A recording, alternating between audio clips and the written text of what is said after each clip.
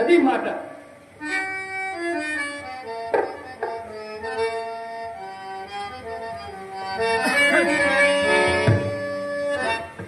హరిశ్చంద్ర,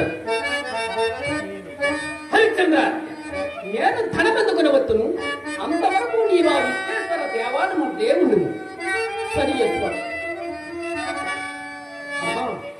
చంద్రమతి,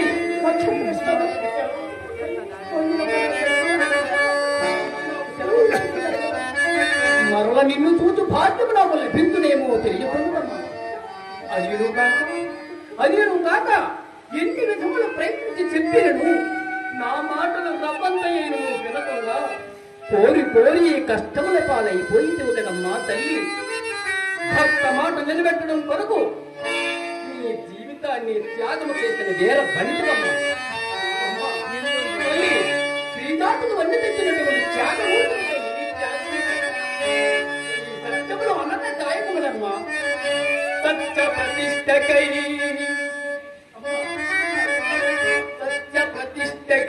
నీ జీవితాలనే